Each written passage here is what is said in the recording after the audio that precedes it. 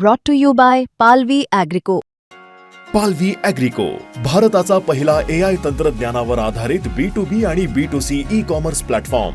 शेतीसाठी जे काही लागणार थेट तुमच्या बांधावर पोहोचणार, मोबाईलच्या एका क्लिकवर.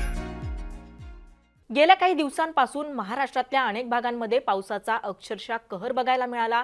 शेतकऱ्यांचं मोठ्या प्रमाणात नुकसान या पावसाने केलं. मात्र गेल्या काही दिवसांपासून महाराष्ट्रातल्या अनेक भागांमधून पाऊस ओसरल्याचं चित्र दिसतंय. मात्र आत्ता निरभ्र आकाश दिसत असलं तरी पुढचे काही दिवस हे धोक्याचे असू शकतात. काही भागांमध्ये हवामान खात्याकडून अलर्ट वर्तवण्यात आलेला आहे, तर काही भागांना हाय अलर्ट सुद्धा देण्यात आलेला आहे. त्यामुळे कुठे नक्की काय स्थिती असणार आहे हे आपण या व्हिडिओच्या माध्यमातून समजून घेणार आहोत.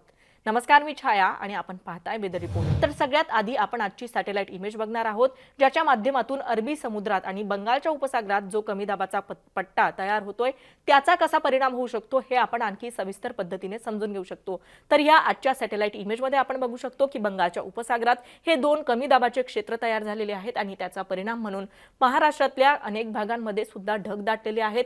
विदर्भ आणि मराठवाड्यावर कमी दाबाच्या ह्या बंगालच्या उपसागरातल्या ह्या क्षेत्राचं डायरेक्ट इम्पॅक्ट होत असतो. त्यामुळे कमी दाबाचं क्षेत्र बंगालच्या उपसागरात जर कमी दाबाचं क्षेत्र तयार झालं तर मराठवाडा असेल, विदर्भ असेल आणि आणखी महाराष्ट्रातल्या काही जिल्ह्यांमध्ये पाऊस बरसत असतो. तुफान स्वरूपाचा पाऊस बरसत असतो आणि अक्षरशः विध्वंस घडवणारा हा पाऊस असतो. तर आता या सगळ्याचा अंदाज घेत पुढे कुठे कोणता अलर्ट हवामान खात्याकडून देण्यात आलेला आहे ते सुद्धा आपण पुढच्या इमेजेसच्या माध्यमातून समजून घेऊ शकतो. तर 27 तारखेचा हा मॅप आहे, ज्यामध्ये आपण बघू शकतो की संपूर्ण महाराष्ट्रात पाऊस पडण्याची शक्यता हवामान खात्याकडून वर्तवण्यात आलेली होती. इकडे आपण बघू शकतो विदर्भातले काही जिल्हे असतील ते सुद्धा येलो अलर्टवर आहेत. मध्य महाराष्ट्रातले काही जिल्हे, उत्तर महाराष्ट्रातले काही जिल्हे सुद्धा येलो अलर्टवर आहेत.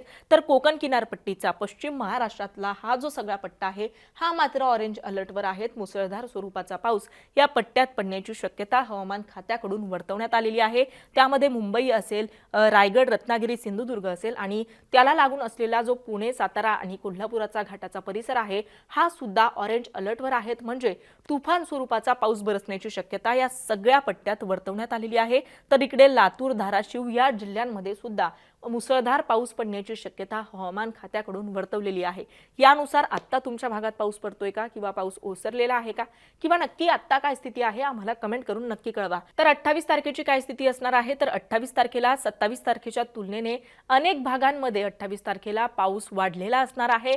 रेड अलर्ट हवामान खात्याने काही भागांना दिलेला आहे. आपण इकडे बघू शकतो रायगड आणि पुण्याच्या घाटाच्या परिसराला रेड अलर्ट हवामान खात्याकडून देण्यात आलेला आहे. हाय अलर्ट दिलेला आहे म्हणजे मुसळधार ते अतिमुसळधार पाऊस या पट्ट्यात पडण्याची शक्यता आहे.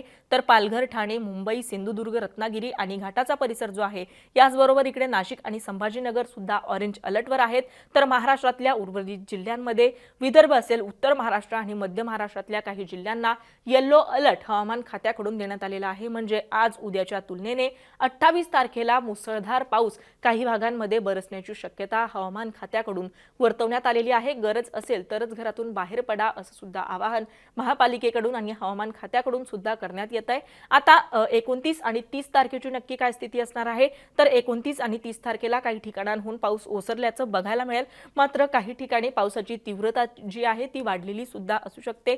इथे आपण बघू शकतो नाशिकचा घाटाचा परिसर, पालघर, ठाणे आणि रायगड आणि त्याला लागून असलेला जो घाटाचा परिसर आहे तो ऑरेंज अलर्टवर इथून सलग पुढचे 3 दिवस असणार आहे. तर संभाजीनगर, नाशिक, रत्नागिरी, सिंधुदुर्ग, इकडे वर्धा, अमरावती हे जे जिल्हे आहेत विदर्भातले हे येलो अलर्टवर असणार आहेत. आणि हे जिल्हे जर सोडले तर उर्वरित महाराष्ट्रात कोणताही अलर्ट हवामान खात्याकडून देण्यात आलेला नाहीये. 30 तारखेची काय स्थिती असेल, तर 30 तारखेला कोणत्याही जिल्ह्याला रेड किंवा ऑरेंज अलर्ट हवामान खात्याने दिलेला नाहीये. मात्र 30 तारखेला विदर्भातला काही भाग असेल, याचबरोबर कोकण किनारपट्टीचे काही जिल्हे असतील हे मात्र येलो अलर्टवर असणार आहेत.